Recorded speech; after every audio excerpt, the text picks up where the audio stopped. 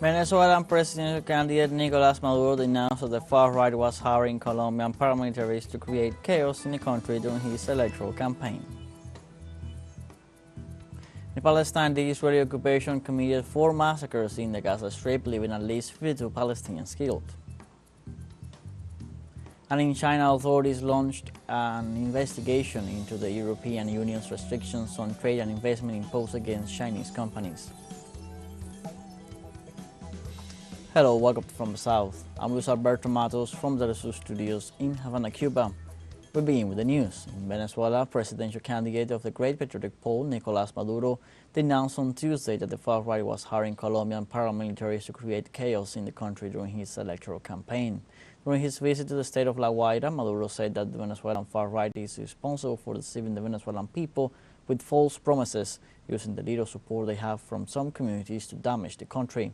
In this sense, Maduro also reiterated that while his campaign is focused on visiting the national territory to present his management plan, leaders of the fascist right are carrying out various plans to destabilize the country. Daño y engaño. Damage and deceit. They ask for sanctions, they steal our seagull, they steal our oil, and then they go out to deceive again and again.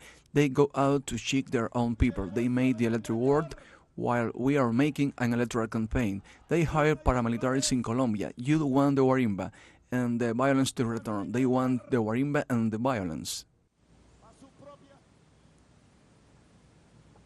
Also, the president of Venezuela, Nicolás Maduro, visited the town of Comanacoa to inspect the progress made in the recovery efforts after the passage of Hurricane Beryl, following the overflowing of the Manzanares River as a result of the rains caused by Beryl. The president of Venezuela, Nicolás Maduro, together with other high officials, made an inspection of the affected areas. The phenomenon left more than 7,900 houses affected and at least 6 dead. In addition, the head of state activated the presidential command post in Comanacoa to tend to the families and closely supervise the progress in the reconstruction work being made.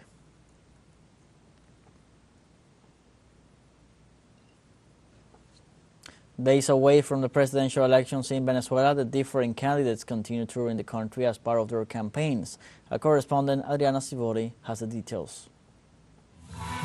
The presidential aspirant of Chavism of the Great Patriotic Poll has been visiting several places in the country, from the state of Miranda, that of fertile land and industrial parks, to the capital. Today I am more prepared than ever. I have the reins of the economy. I have the reins of popular power. I have the reins of military power. Less than 3 weeks before voting, opposition mayors joined the candidacy of Nicolás Maduro, endorsing the commitment of loyalty and solidarity with Venezuela. Meanwhile, presidential rivals of the government in their tour, Javier Bertucci of the Change Party, met with young people in Carabobo in the north-central part of the country. And believe me, with hate we will never change a country. At a press conference, the opposition candidate for Coalition of Democratic Action and COPEI announced that he will visit 83 localities until the end of the electoral campaign. Town by town, because we conceived the electoral campaign as an opportunity to listen, learn and relate to those we are going to serve for the next 6 years. Antonio Carri, who considers himself independent, announced in a meeting with journalists from the oil state of Zulia an emergency plan to be activated during his administration. Due to hatred and revenge, Venezuela does not move forward. A country where there is no second round. Of the 10 candidates, the one with the most valid votes wins. In Colombia, President Gustavo Petro asked the international community for help to materialize the peace agreement signed between the government and the extinct Revolutionary Armed Forces of the country. During a ceremony of transfer of command of the General Commander of the Military Forces, the President affirmed that the peace agreement transcends the national sphere as it involves issues such as the Amazon or the fight against drugs. The Colombian President will then go to New York on Thursday to attend the quarterly session of the Security Council of the United Nations, where the state of implementation of the agreement signed in 2016 with the former FARC guerrillas will be discussed, and where the head of state is expected to ask its extension beyond the 15 years initially convened. We ask the world that is thinking about war to help peace in Colombia, because I believe that helping peace in Colombia help peace in the world as well. Here is a laboratory of peace.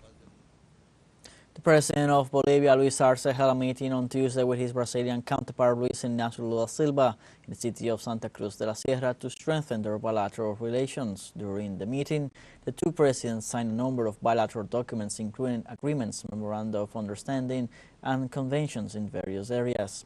The presidents discussed economic issues with the aim of promoting their growth, development, and the social welfare of the population of both countries. The heads of states also reviewed a broad agenda of issues related to agriculture, mining, energy, electricity, gas, as well as political integration matters.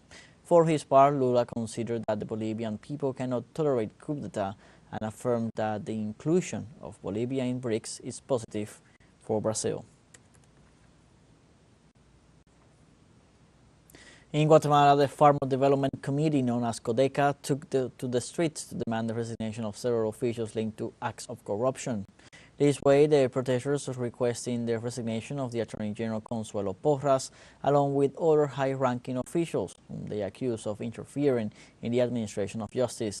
The committee also rejected any type of foreign interference in the internal affairs of the country. Therefore, they asked the government to remain firm in the defense of sovereignty, as well as demanding for it to take actions to contain the inflation.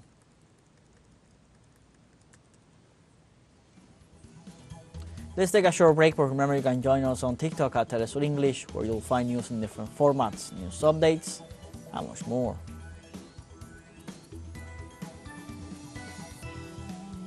Other stories coming up. Stay with us.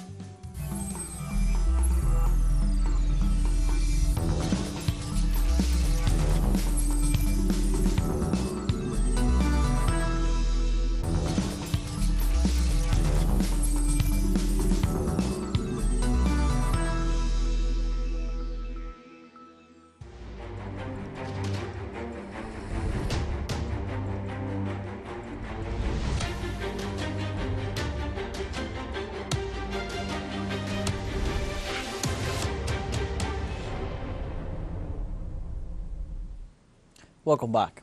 Israeli occupation forces committed 4 massacres in the Gaza Strip in the last 24 hours, leaving at least 52 Palestinians killed. Health authorities also reported more than 200 civilians wounded, as authorities warned that both figures could be even higher, since many of the victims remain trapped under the rubble. Israeli troops continue to impede the entry of ambulances and civil defense teams to the targeted areas. According to the most recent health report, at least 38,295 Palestinians have been killed and another 88,241 injured since October 2023.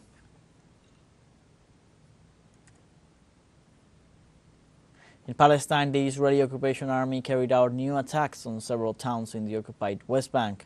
In this regard, authorities reported that a young Palestinian was seriously wounded after being shot in the head and neck during an Israeli operation in the city of Tulkarem. On the other hand, a 14-year-old boy was also wounded in the foot after being shot in the city of Beit Furik. At the same time, the Zionist army stormed with a large convoy of military vehicles into the town of Beit Umar, where soldiers demolished houses and arrested citizens in other places in the occupied West Bank.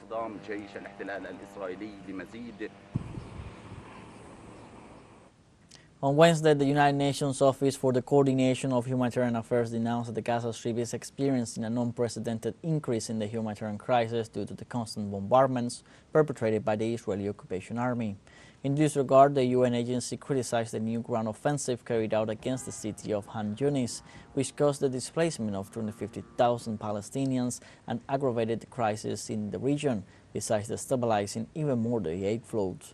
On the other hand, the statement also denounced the constant aggressions against health facilities, counting nearly 453 attacks since October. The organization also informed that approximately 50,000 babies were born in the Palestinian enclave under traumatic and unhealthy conditions.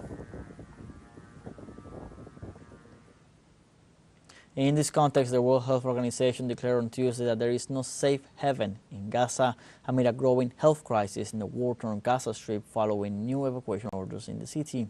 Also, the organization's Director General Tedros Adhanom Ghebreyesus stressed that the Al-Ahli and patient-friendly hospitals are out of service. while insisting that patients either self-evacuated were discharged early or were transferred to the Kamal Adwan and Indonesian hospitals, which are suffering from shortages of fuel, beds, and trauma medical supplies. The representative added that the Indonesian hospital tripled its capacity, while the Al Helu hospital is under evacuation order but is still partially operational. Meanwhile, As Sahaba and Al Shifa hospitals are close to being evacuated but remain operational.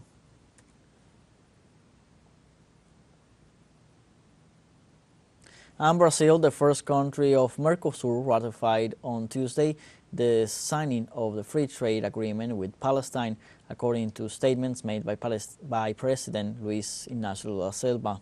The announcement of the ratification of the agreement was made by the Brazilian president during the 64th Mercosur Summit of Heads of State in Paraguay, and he stated that this agreement allows the entry of Palestinian products without customs restrictions. In addition, local platforms state that this agreement covers trade in goods, rules of origin, bilateral safeguards, technical regulations, standards and evaluation and compliance procedures, sanitary and phytosanitary measures, technological cooperation, institutional agreements and dispute resolution.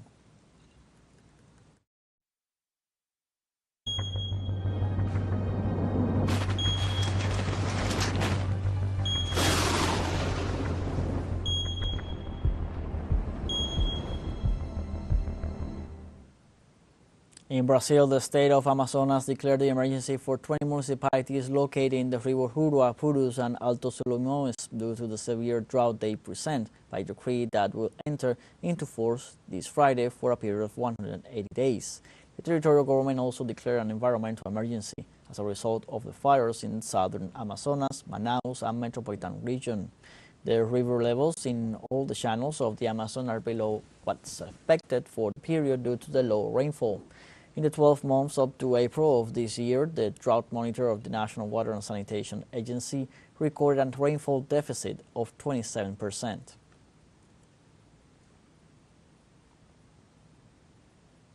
And in El Salvador, local authorities reported on Tuesday that the rains in the country had a considerable impact on the territory, while warning about other possible effects of the weather conditions.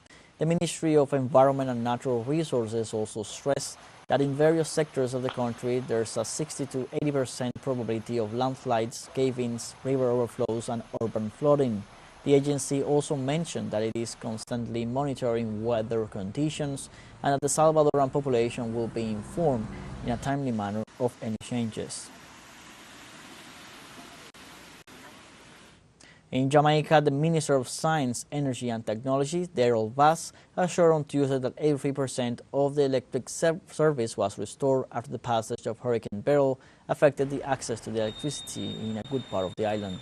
According to Vass, the Jamaica Public Service Company said that 97% of the electricity service was expected to be restored by Saturday, July 13th, but at this moment it is at 83%, with 573,000 users connected of the 682,000 that were left without power. JPS reported on social media X that 90% of hospitals and major healthcare facilities have been restored.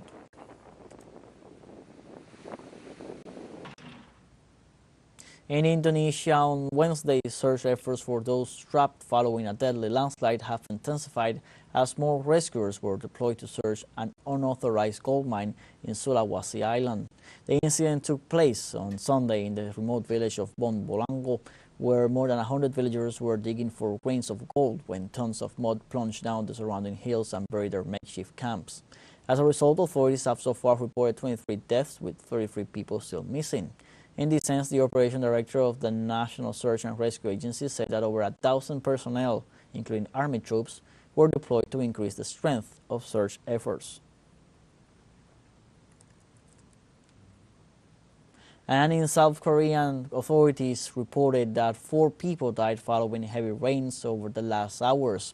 Historic rainfall hit the city of Gunsan, reaching 131.7 millimeters in 1 hour. This figure represents more than 10% of the yearly average. The heavy rains caused major setbacks and disruptions to transportation in the south of the country. All train services have been suspended until at least 6 p.m. local time, and several flights were cancelled. As a consequence of the extreme weather, authorities also reported flooding and landslides in several localities. We now have a fun short break coming up, but before we invite you to join our WhatsApp community for our English-speaking audience, you can scan the QR code on screen to join directly, share the link to reach more people. Constant news coverage of Latin America and the Caribbean as well as the rest of the world. Fun short break, don't go away.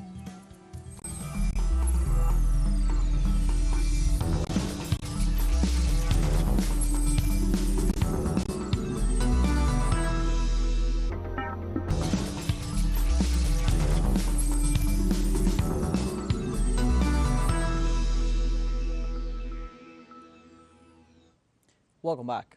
In New Caledonia, a man died Wednesday during a shooting confrontation with the police in what constitutes the 10th fatality in the framework of the protests that have been going on for 2 months in the French archipelago located in the Pacific.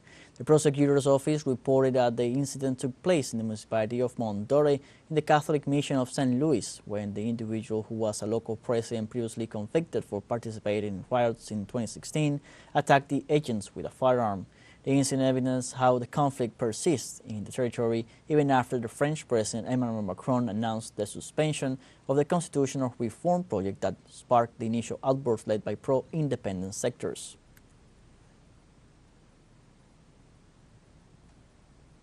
In this same context, the newly elected deputy of New Caledonia, Emmanuel Chibau, pledged to make the demands of indigenous Kanak people to the French Parliament.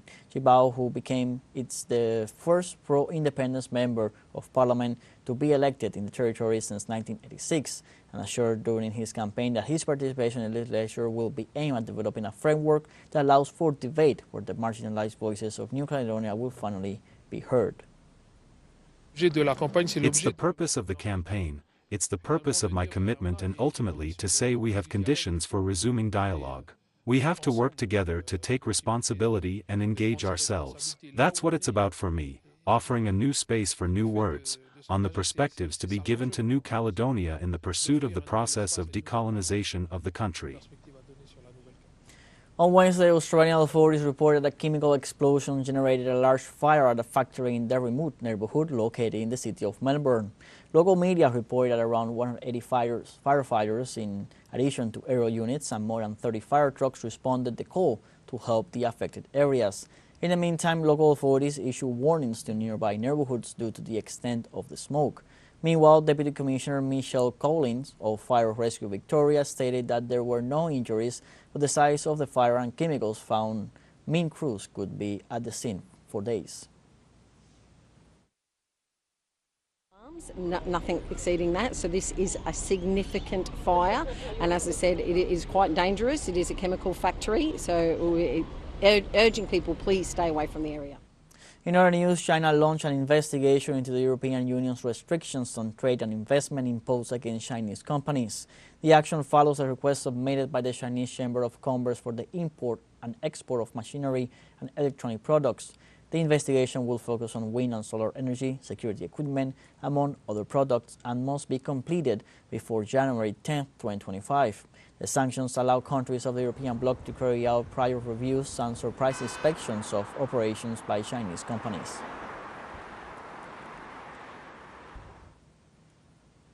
In Russia, the government reported the discovery of a Ukrainian chemical laboratory in Donetsk. The Defense Ministry detailed that the facility was used to produce banned toxic substances. The laboratory used a filtration extraction system, reactors, carbon dioxide bottles, protective equipment, and other necessary equipment, all of U.S. and Polish origin.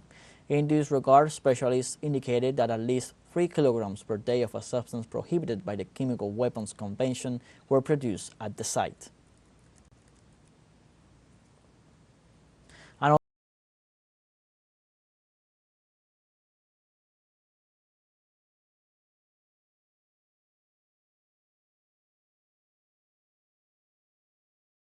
On Wednesday, 12 children were killed in South Africa when a minibus taking them to school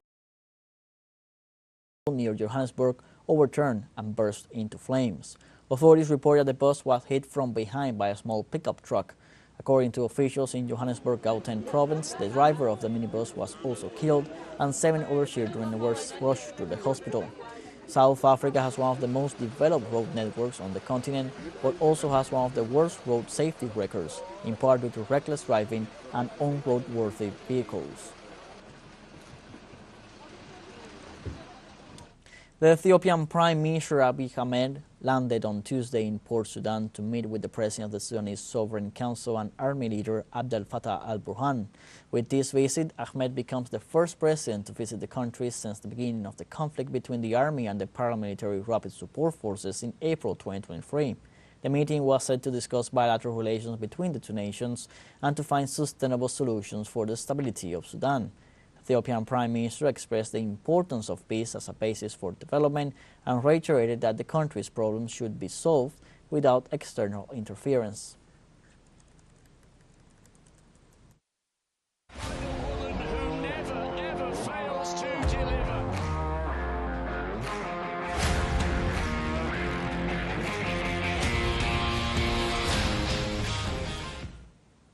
Moving on to Copa America 2024, where Argentina, the last champions, beat the surprise team of this year, Canada.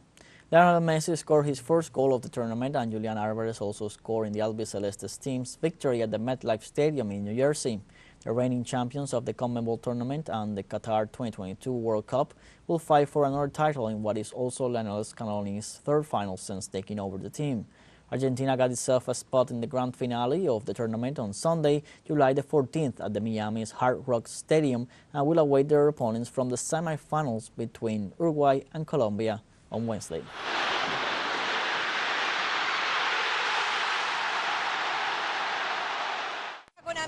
It was a great day. We are really happy. We're already in the finals. Now it's just one more step to make the whole country happy. Like this, we have come to the end of this news brief. You can find these and many other stories on our website at telesurenglish.net. So join us on social media, Facebook, X, Instagram, Telegram, and TikTok. For TeleSUR English, I'm Luis Alberto Matos. Thank you for watching.